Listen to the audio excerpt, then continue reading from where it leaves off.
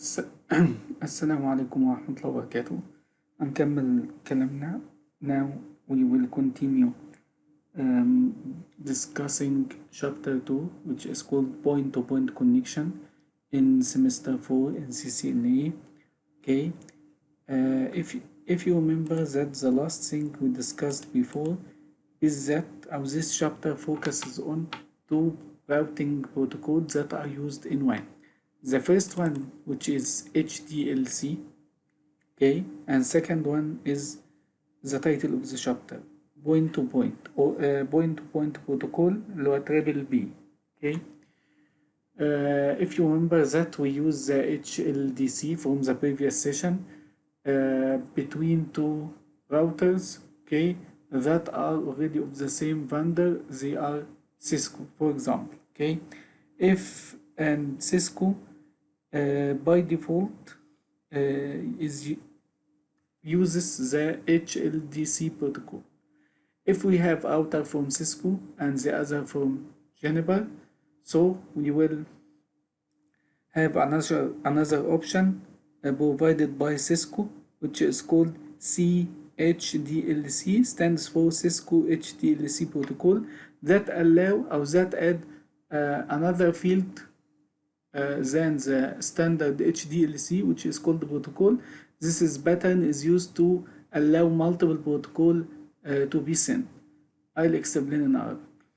لو حضراتكم فاكرين ان التايتل بتاع شابتر 2 اللي هو في الكورس بتاعنا اللي هو بوينت تو بوينت كونكشن، الشابتر ده كان بيفوكس على 2 مين بروتوكول اللي هما الاولاني HDLC وده قلناه في المحاضرة اللي فاتت وشرحناه كويس، والتاني بيتكلم على التريبل بي وده اللي هنقوله النهارده ان شاء الله اللي هو بوينت تو بوينت بروتوكول. الاولاني لو فاكرين دي الفيلدز بتاعته وده الشكل بتاعه، بيكون من فلاج ادرس كنترول داتا اف سي اس frequency cyclic check sum سوري والفلاج اللي هو الترمينيشن بتاع او الاند اوف ذا فري. طيب امتى بستخدم البروتوكول ده اللي هو HLDC؟ بستخدمه مع التو ديفايسز اللي هم اوف ذا سيم فاندر، اللي هو لو راوترين سيسكو. طب لو واحد سيسكو والتاني نان سيسكو راوتر، so Cisco provides another version of the default HLDC which is called Cisco HDLC اللي هو stands for CHDLC اهو. ده الاختصار بتاعها اللي قلناه المرة اللي فاتت. وفرق التو فريمز عن بعض لو حضراتكم فاكرين ان هو زود فيلد زيادة اسمه ايه؟ بروتوكول. البروتوكول ده باترن في الغالب هيكساديسمال، بسمح ان الاو اكتر من بروتوكول ابعته في الفريم ده الجديد. وكمان سيسكو سمحت للشركات المختلفة غيرها انها تستخدم البروتوكول بتاعها اللي HDLC ده وتنزله، وما خلتوش اللي هو يعني حكر لها، بس هي الوحيدة اللي مخترعاه، فهي الوحيدة اللي ايه تستخدمه. طيب ده اللي احنا قلناه المرة اللي فاتت. اتكلمنا على الكونفيجريشن بتاعت ال HDLC اللي هو بخش على الانترفيس سيريال 0/0/0 وبعمل انكابسوليشن HDLC. بس هنا لو حضراتكم فاكرين هنا ان شاء الله نبتدي من السكشن ده المحاضرة بتاعتنا بتاعت النهاردة. Introducing Triple B. HDLC is the default serial encapsulation between that connecting to Cisco router. With an added protocol type field, the Cisco version of the HDLC is a proprietary. Thus, Cisco HDLC can only work with other Cisco devices. However, when there is need to connect to non-Cisco router, triple B encapsulation should be used as shown in the figure. Okay? I'll explain in Arabic. زي ما حضراتكم شايفين بيقول لك ال HDLC ده بيستخدم مع مين؟ مع 2 راوتر، طبعا الكونكشن ما بينهم سيريال، يكونوا مثلا سيسكو.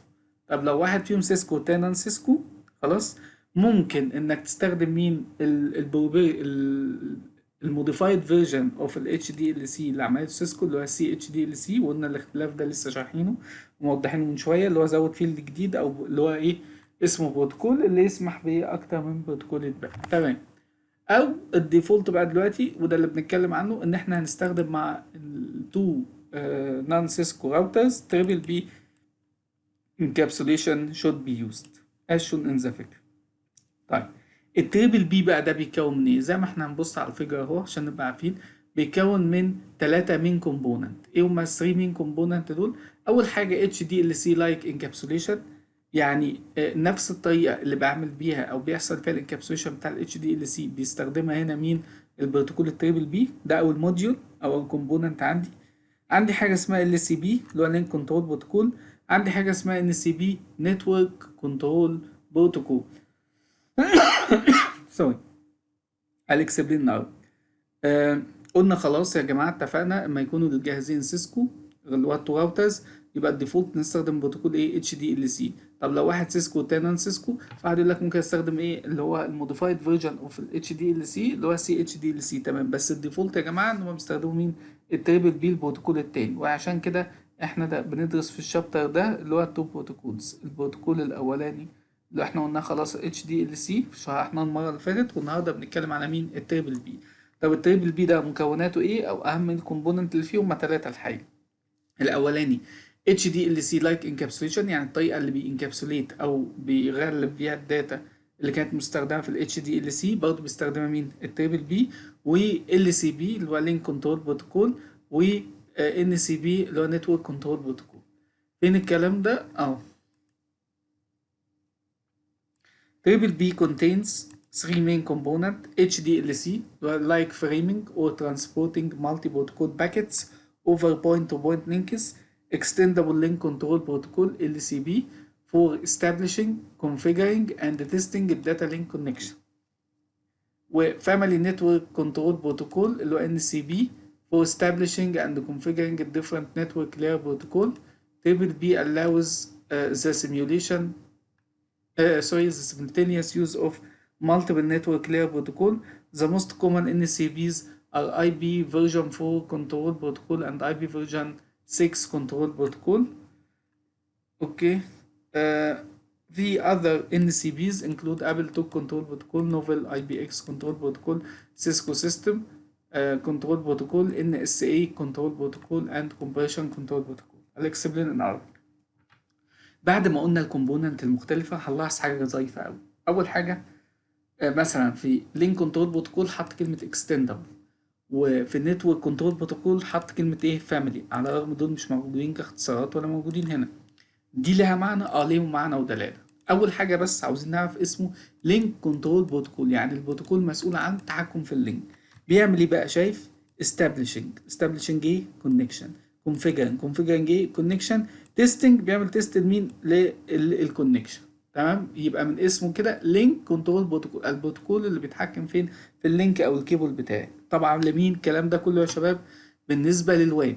طيب زي اذر family of network control protocols، شايف؟ NCPs، ما قالش هنا LCPs، حط هنا اس. ده لو هدف عاوز اقول لك ان في الحته دي في اكتر من بروتوكول كلهم ان ايه؟ سي بي، وعشان كده سبقهم بكلمه مين؟ فاميلي. طيب ليه دول كده؟ نتورك كنترول بروتوكول. البروتوكولات دي هتلاقيها ما نشرح في السلايد اللي بعد كده موجوده في اللاير بتاعه النتورك.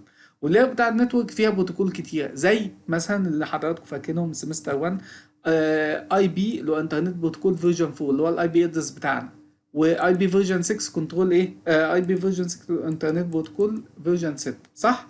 بما ان ده بروتوكول وده بروتوكول وده ستايل وده ستايل للادرسنج، فالان سي بي عملت لده واحد وده واحد، فخلت ايه؟ اي بي فيرجن 4 زي ما هو البروتوكول التاني، وزودت عليه سي بي. سي بي دي اللي هيخسر كلمه ايه؟ كنترول بروتوكول. اي بي فيرجن 6 سي بي كنترول بروتوكول، ودول اللي هتعامل معاهم فين في الكورس ده.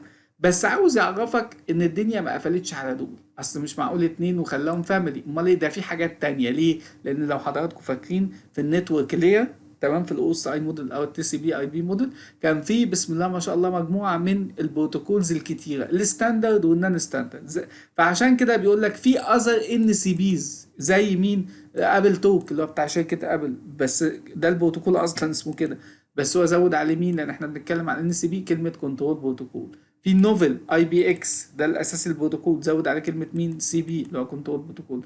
سيسكو سيستم وهكذا.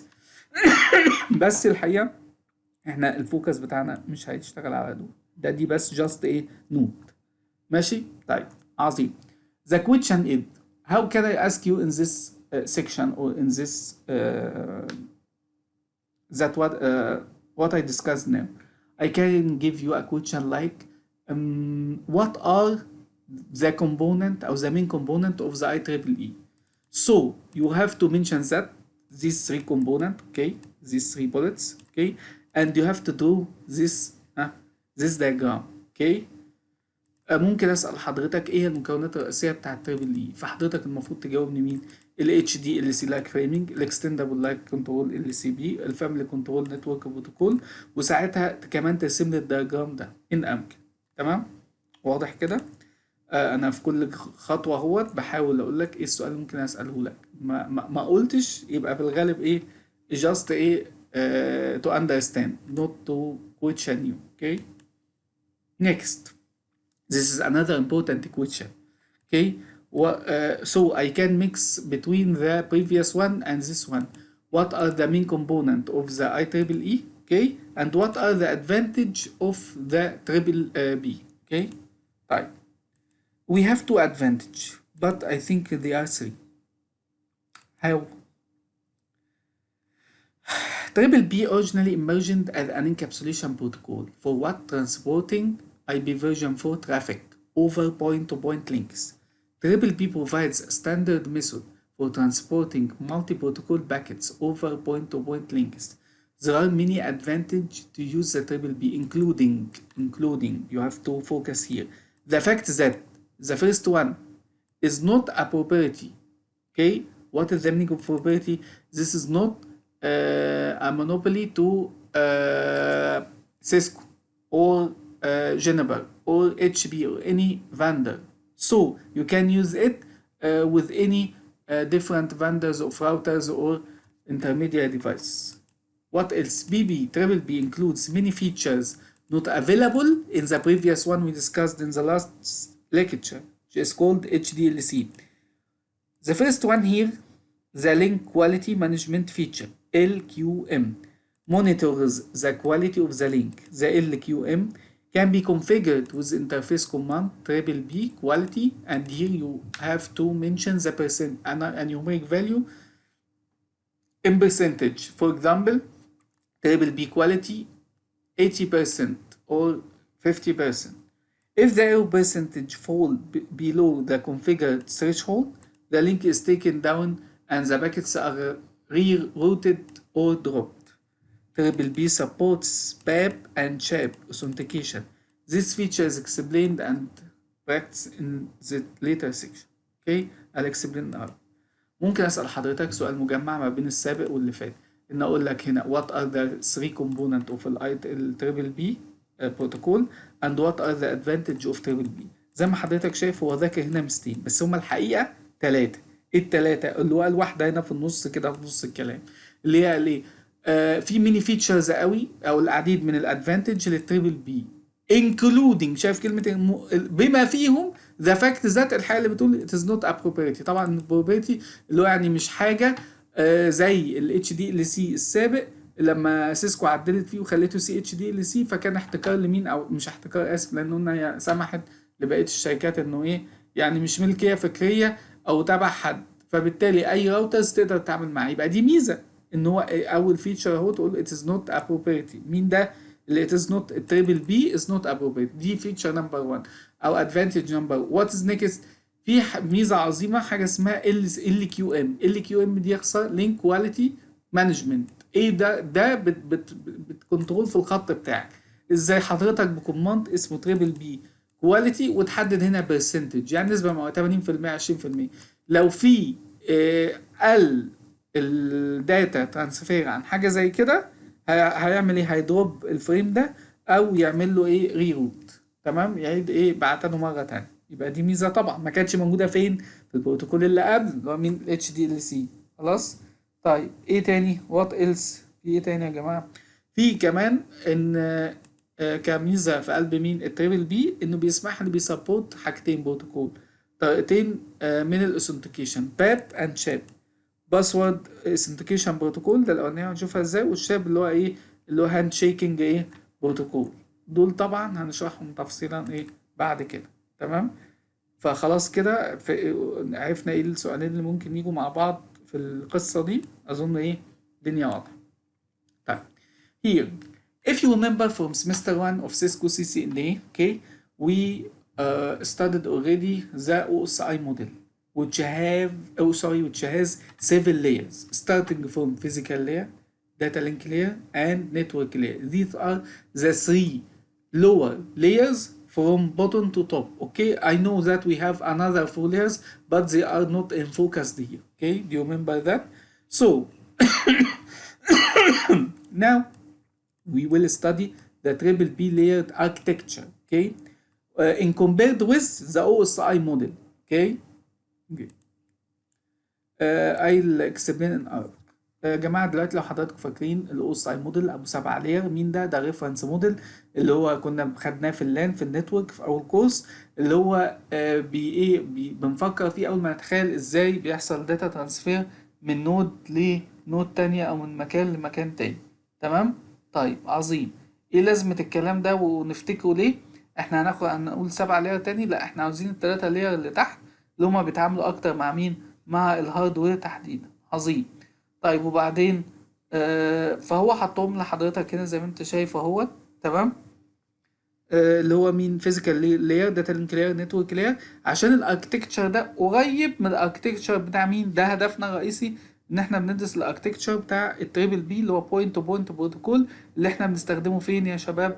على مستوى الوان، الوايد اريا نتورك، وهيبتدي يقارن ويقول هنا في ايه وبيحصل هنا في ايه، وده اللي هنناقشه دلوقتي وهنتكلم فيه مع بعض دلوقتي. خلاص؟ طيب a layered architecture is a logical model, design, or blueprint that aids in the communication between interconnecting layers. The figure maps the layered architecture of TB against OSI model, Open System Interconnection. Okay, TB and OSI share the same physical layer, but TB distributes the function of the LCP and NCP differently. Okay, I'll explain in Arabic. هنا زي ما حضرتك شايف في الرسمه في تشابه ما بين التريبل بي والاوس اي موديل. فمثلا في الفيزيكال لينك لاير الاثنين بيقول لك بيشاركوا نفس اللاير. يعني ايه يقصد نفس الفانكشن والوظائف هنا في التريبل بي مع مين؟ زي الاوس اي موديل. طب هو هنا كان في ايه لو فاكرين؟ do you remember the main function of the physical layer? The main function of the here we have all the cables and all the different connection types.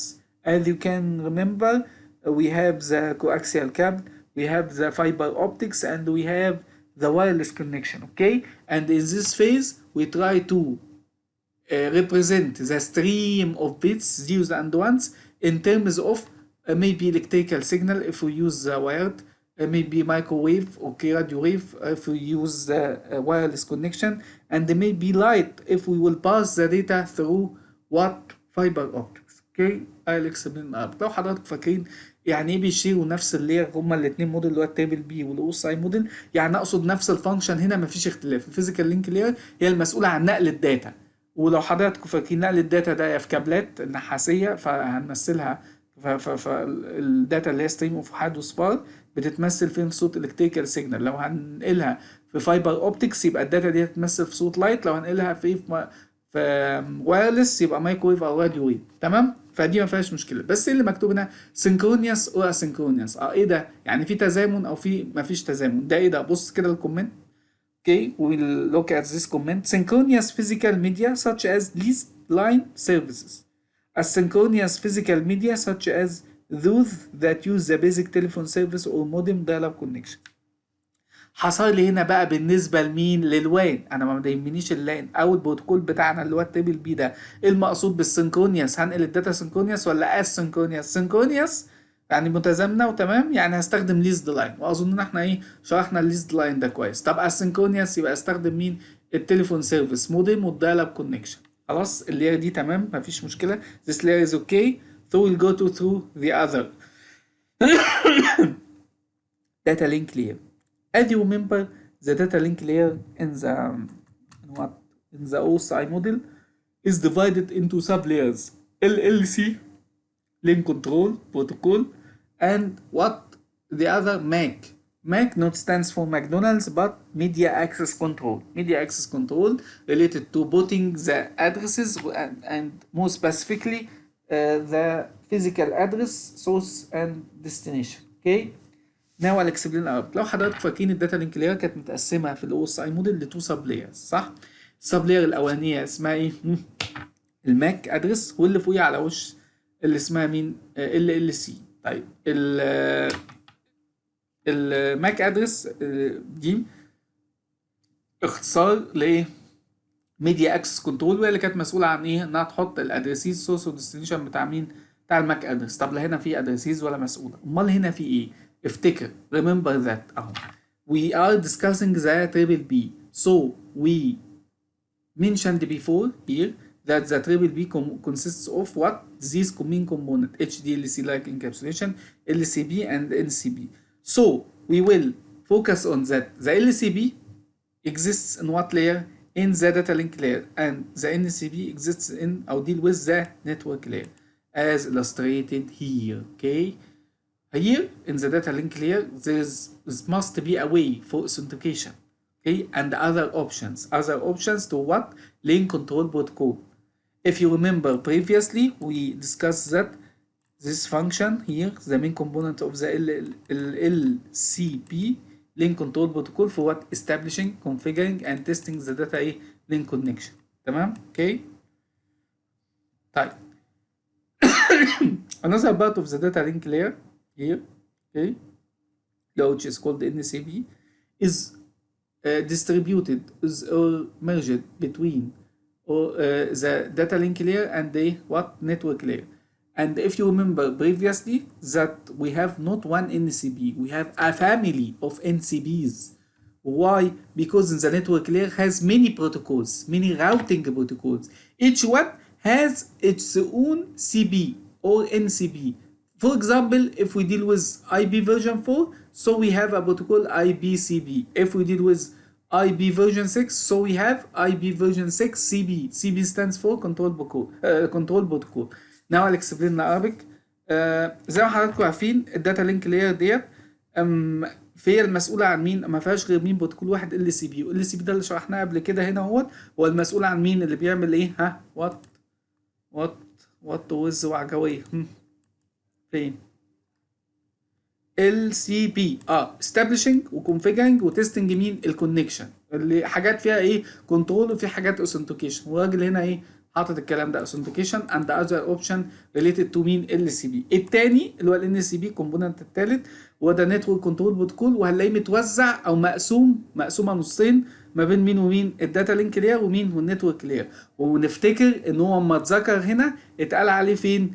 مش NCBs او family of NCB. اوكي، فاميلي يعني we have many protocols. ليه؟ لان هنا في النتورك لاير دي عندنا فعلا راوتنج بروتوكولز كتير، كل راوتنج بروتوكول له السي بي بتاعه، له الكنترول بروتوكول بتاعه. على سبيل المثال لو بتعامل مع اي بي فيرجن 4 يبقى في اي بي سي بي، لو بتعامل مع فيرجن 6 يبقى في اي بي فيرجن 6 سي بي. ده طبعا ده ايه؟ this is the conclusion of this layer of this slide. okay, so we can go to the next. okay, now what? We'll discuss the first one, triple B, more specifically link control protocol, LCB functions within the data link layer have a role in establishing, configuring and testing the data link connection. We already said that before. LCB establish the point-to-point link. LCB also negotiate and sets up the control option on the one data link, which are handled by the NCBs. Here we refer to, we have many NCB protocol. LCB provides automatic configuration of the interface at each end, handling varying limits of packet size, detecting common misconfiguration error, terminating the link, determining when the link is functioning properly or when it's failing. Okay, after the link is established, Triple B also use LCB to agree automatically on encapsulation formats such as authentication, compression, and error detection. Okay, I'll explain in Arabic. ده يا جماعه الكومبوننت اللي هو بتاع ال LCB، اللي هو طبعا جزء من التريبل بي اللي هو بوينت تو بوينت بروتوكول، ويتكلم عنه ان دوره قلناه سابقا، وبيدينا مو انفورميشن او معلومات زياده. مش بس ان هو بيستابلش كونكشن، بيكونفيجرها، بيعمل لها تيستنج، لا كمان بيعمل ايه؟ نيجوشيشن عشان يعمل كنترول اوبشن لمين؟ للوان داتا لينك، وكمان بيهندل اللي هي هاندلد باي الان سي بيز. طيب ال سي بيز بقى ده ايه الكونفيجريشن الاوتوماتيك اللي بيعملها؟ هاندلنج الفارينج ليميتس اوف باكيت سايز، يعني الاحجام المختلفه من الباكيت هو بيهندل الكلام ده. بيديتكت لو في ميس كونفيجريشن ايرور، بيترمينيت ذا لينك، يعني بيقفل، ما هو احنا قلنا اهو بيكونفيجر ويتست ويترمينيت ويديترمين هو ان ايه a link is function ايه او حصل فيلينج. تمام، بس ده كل المطلوب. في questions here? No, there's no any questions here. Okay, just to understand this slide. Okay, what else? The same thing for that slide. You have only to understand it. There will not be any questions here. Okay. What about the NCP or Network Control Protocol? Permits multiple network layer protocols to operate on the same communication link. For every network layer protocol used, TTP uses a separate NCP, as shown in figure 1. Here's a separate one and here's a separate one. Because we have IP version 4, so we use IPCB. I have IP version 6, so we use IPv6 CB control protocol. Okay, what else? NCP include functional fields containing standard codes to initialize the network layer protocol that TTP encapsulates. Figure 2 provides a list of TTP protocol field number. Each NCP manages specific needs required by its respective network layer protocol. The various NCP component encapsulates and negotiate options for multiple network layer protocol. I'll explain in Arabic. Okay.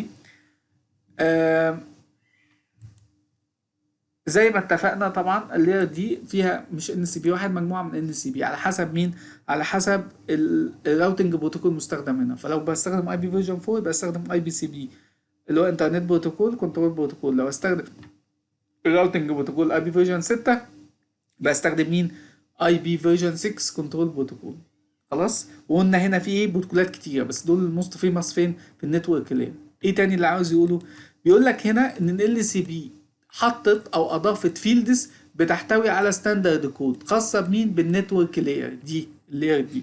طيب الاكواد دي فين؟ طبعا بتشير الى ايه؟ اولا هي فين؟ اهي اللي هو بروتوكول فيلد. الفاليو بتتحط هيكسا ديسيمال. يعني ايه هيكسا ديسيمال؟ يعني 8 0 دي بايت و2 1 دي بايت تاني. اوكي، يعني فين؟ في 2 بايت. طيب كل بقى ان سي بي ده هو ده بيمانج او بيتعامل مع مين؟ بروتوكول معين. يعني بتعامل مع بروتوكول واي بي فيرجن 4 بكتب الهكسا ديسيمال كود ده 80 21. مع انترنت فيرجن 6 يبقى 80 مين؟ 75. مع او ساي نتورك لاير هكذا. كل واحد من دول لمين؟ الكود الخاص بيه. سوري. طيب now we will discuss what? As you remember, we have three main components for the IEEE. What they are? The first one is HDLC like framing that we are discussing now, and the other one, or the next component, LCP link control protocol, and the last one, NCP network control protocol. Now we are discussing the first component, اللي هو frame structure. Okay, if you don't remember what I said, you can return to this slide. Here we discuss that one and that one. Now we are discussing that one. Okay, I'll explain in Arabic. دلوقتي يا جماعه نتكلم عن الفريم ستراكشر بتاع مين؟ التريبل بي. شكل الفريم بتاعي ازاي؟ شكله عامل ازاي؟ طبعا فريم يبقى بنتكلم فين؟ شكله في الداتا لينك لاير، لان الفريم هو ده اللي فيه البيديول والبروتوكول داتا يونت. هو مين ده؟ زي ما حضرتك شايفه وعادي جدا. في هنا فلاج وهنا فلاج. ايه ده؟ الاتنين نفس الكلام. we have two fields of the same name, flag which represent what? This is the start of the frame and this is the end of the frame. Okay, a flag. Okay, firstly triple B frame consists of 6 fields. Okay, if you 1 2 3 4 5 6. Okay, we don't count the data. Okay, as you can see here the data is a variable size, but this one has 1 byte, this 1 byte, 1 2 from 2 to 4, and the last one is 1 byte. Okay, طيب. The following description summarizes the triple B fields illustrated in the figure. Flag, which we have on the start and on the end. A single byte that indicates the beginning and the end of the frame. The flag field consists of a binary sequence. We have 0 in the first bit and 0 in the last bit, and between them ones. Okay, here's the pattern.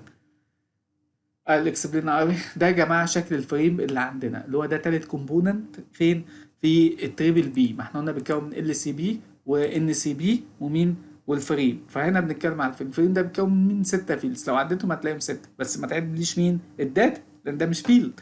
اوكي، ده اللي قبله واللي بعده. طيب اول حاجه بنتكلم عنها الفلاج، هتلاقيه موجود هنا بنفس الاسم وهو هنا، وده عباره عن باترن وسايز 1 بايت 1 بايت، بيتحط 0 واخره 0 وما بينهما كام وحيد. لو عديتهم اكيد هيطلعوا 8 بيتس لان البايت كام 8 بيتس. تمام. The second one is address which refers to what we studied before. We have two types of address, logical address and physical address. Logical address which stands for IP version 4 or IP version 6, and physical address which we determine or which we indicate the MAC address. But what about this address? Address for what? Okay, at this address its size is 1 byte. 1 byte for what? 1 byte that takes all the locations once. For what? A broadcast. Okay, because if you lost for me, get lost. Okay, we discuss on when. We discuss on a protocol point to point. So we have on the other side router and the other termination or the other terminal or at the other end another router. So there is no a variety of options to take that way or that way in order to reach that destination. Okay, I'll explain. هنا يا جماعه عندنا الفيلد اوف ادرس. الادرس ده زمان كنا بندرسه حاجه نوعين، يا فيزيكال يا لوجيكال. اللوجيكال ادرس يا اي بي فيرجن 4 اي بي فيرجن 6. الفيزيكال ده الماك ادرس. طب ده ادرس نوعه ايه؟ ده لا ده ولا ده ولا ده، امال ده بايت. طب بايت ده هيشيل ايه وايه لازمته؟ كل الفيلدز فيه وحيد. وحيد دي بتنم عن ايه؟ بودكاست. ليه؟ انا ما انساش ان انا في وان دلوقتي، مش عايز هنط من حته لحته لحته. وبنتكلم عن بروتوكول بوينت تو بوينت، من نقطه لنقطه. يعني من الاخر النقطه دي معروفه السورس والنقطه الثانيه معروفه وما بينهما سلك او حبل. فهو 1 ده اللي هو معناه برودكاست. اوكي، single byte that contains a binary sequence all ones, the standard broadcast address. Triple B doesn't assign individual station address. اوكي، يعني ما بتخصصش ادرس معين لشخص معين، وبالتالي انا مش محتاج ايه هيصه. طيب البروتوكول ده what about this protocol? What is 2 byte protocol for what? back here. If you remember here, protocol field is a hexa value for what? For internet protocol version 4, internet protocol version CB control protocol. This is a 2 byte field. Okay, so we can select one of them and add them in the field protocol. explain Arabic. ده يا جماعه البروتوكول اللي كنا بنحدده في الان سي بي. قلنا كل راوتنج بروتوكول بيتعامل مع بروتوكول تاني فاخره هو نفس الاسم بس سي بي كنترول بروتوكول. يعني اي بي فيرجن 4 فاي بي فيرجن 4 سي بي كنترول بروتوكول. ده له كود اهو اللي هو هيكسا ديسيمال بيتحط في 2 بايت، 80 دي بايت و21 دي بايت تاني. بحطه فين؟ في البروتوكول فيلد ده. اوكي طيب the data here okay starts from 0 byte to more than byte that contains the datagram okay or the protocol specified in the protocol field. Here's the last field we will discuss. FCS stands for what? You remember? Frequency checksum. Okay, this normally 16 bits 2 bytes. If the receiver's calculation of the FCS doesn't match the FCS in the triple B frame, the triple B frame is silently discarded. اوكي الكسبنا. لو فاكرين يا جماعه ده الجزء اللي مطبق عليه الفريم وصل صح ولا لا، فبيحسب مثلا عليه بيطبقه عليه ويحط الرقم فيه يتبعت فين؟ في الطرف الثاني. يعمل ايه؟ قبل ما يأكسبت الفريم ده او يرفضه بيطبق الاف سي اس ده برضه ويحسب مين؟ السايز ويعمل ماتش. اذا الرقم ده طابق ده يبقى الفريم مظبوط، ما كانش يعمل له ديسكارد. اوكي طيب here is an activity so you can select from this matching. Okay, here is the physical link layer, network layer. So what here? I think it would be the data link layer. تمام. Okay طيب this the physical layer. Okay that we have two modes in the WAN, synchronous and what? Asynchronous. Okay. Okay, what else? What else? What else? Here exists what? LCP, link control protocol. Okay, and here for what? NCP, network control protocol. Okay, طيب. What else? What else? Compression other. Here we have IP version 4 CB, IP version 6 sorry CB. Oh, okay, sorry, I mistaken. I think it will be here. لا لا, okay, NCB here. So what? وعجوية. Okay, check. Okay, now the check. We have to displaced I version 4 CB. Okay. Okay, we have the last one, which for what? Authentication. Okay, here I think it is good. Okay, this layer we make authentication, compression, and other option. Who makes this all options? Link control protocol. And here there is a lot of CBs control protocols. Okay, for what? For network control protocol family in CBs. Okay. And this is another question, who LCP and who's the other LCP, and this is another question for the triple B frame. There's a flag and there's another copy of flag. Well, sorry, start and end with flag. Okay. Here's the FCS for check, and the previous one already will be the data. Okay. So what are the other fields? We have control and the protocol, and so control and control address. Okay, and protocol, here's protocol, check. Okay, they will be switched. Here address and here's control. I think it will be correct. Okay, what was next? Now we will discuss how to establish triple B session. Okay, this part will be more practical than it will be theoretical. Okay, so it is important to understand it, and I'll not give you any essay question on it. Okay, now we will talk about establishing a triple B session. Okay, so we pass through three phases. What are the three phases? Phase one, link establishment, which means shall we negotiate between these two routers, okay, 2 points. Phase two, determine the link quality. Maybe should discuss some details about the quality or may not. And third one, which is phase three, and finally, network protocol negotiation. Yes, I will leave it to the NCP to discuss the higher level details. I think this diagram is a summary for what is discussed here, and that's enough for me. Okay, so I will not ask you any question about this slide, but just to understand, not more, not less. Okay, next, this is the LCP operation, the same thing. I didn't give you any question, just to understand. As you can see from the diagrams that discuss shortcut a lot of text here. First one, LCP configuration, initiate LCP configuration request. Okay, then it waits until LCP configuration acknowledgement complete. NCP configuration exchange. I'll explain in عربي. بالنسبة يا جماعة السلايد دي والسلايد دي المطلوب بس ايه تفهمها. ملخص الكلام ده او الرزع ده كله موجود في الرسمه دي. الفيز الاولى بتعمل ايه، الفيز الثانيه بتعمل ايه، الفيز الثالثه بتعمل ايه، واظنها بسيطه. لينك استابليشمنت، والثانيه بتديترمن اللينك كواليتي، والثالثه بتخلي ايه او بتتعامل مع النتورك بروتوكول. خلاص، الرسمه الثانيه وبعد اللي كده الى حد ما فهم، يعني كل السلايدز اللي جايه حد ايه الشابتر كده فهم وعملي اكتر منها ان يحصل فيها ايه سؤال لحضرتك في فاينل او في كويز او الكلام ده كله. تمام. طيب دي رسمة برضه مطلوب منك انك تفهمها اللي بيحصل في عملية ال LCP. ده بيحصل initialization، فده بيتم من خلال سوري ريكوست للراوتر اللي هناك. بعد كده يحصل acknowledgement، بعد كده يحصل مين NCP باكيت اكستشينج. دي مرحلة في لسه اهي.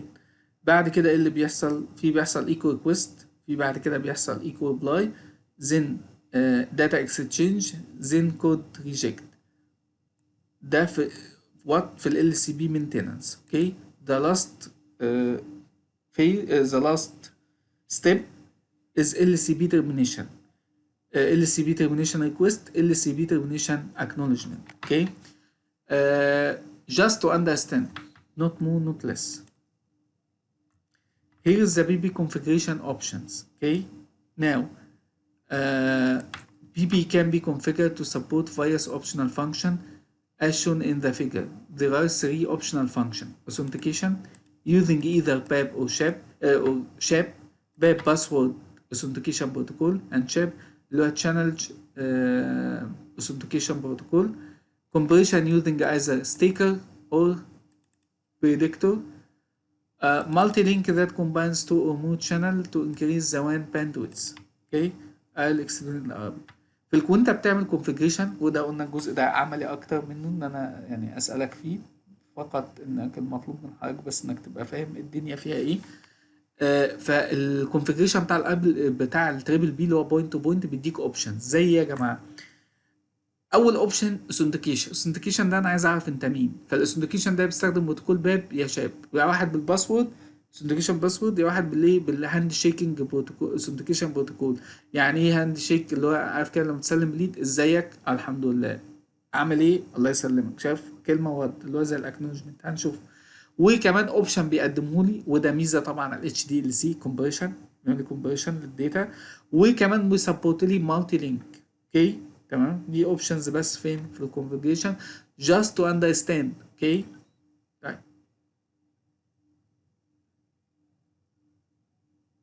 skip it. okay and this is activity, skip it. BB configuration options here طبعا these are codes for the configuration.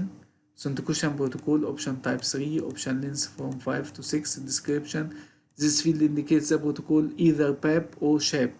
Protocol compression, option type 7, option length 2, flag. So I'll not ask you. This is this will be practical work rather than it will be theoretical or I will ask you on that. دي يا جماعه ما تيجي تكونفيجر بقى الحاجات اللي فاتت دي، انت عايز تفعل اوثنتيكيشن، فده الاوبشن بتاعها، ده الكود اللي هتخص بيه، وده اللينس بتاعها برضه نفس الكلام. عاوز تفعل خاصيه الكونفرشن اللي قلناها تبقى ده الايه الاوبشن تايب والديسكريبشن بتاعها، ده خاص بالشغل ده عملي اكتر. وهنا بقى is physical commands that will be written on the packet tracer or on the router. okay encapsulation host name R1 interface serial 0/0/0 encapsulation triple B host name the same thing encapsulation triple B. okay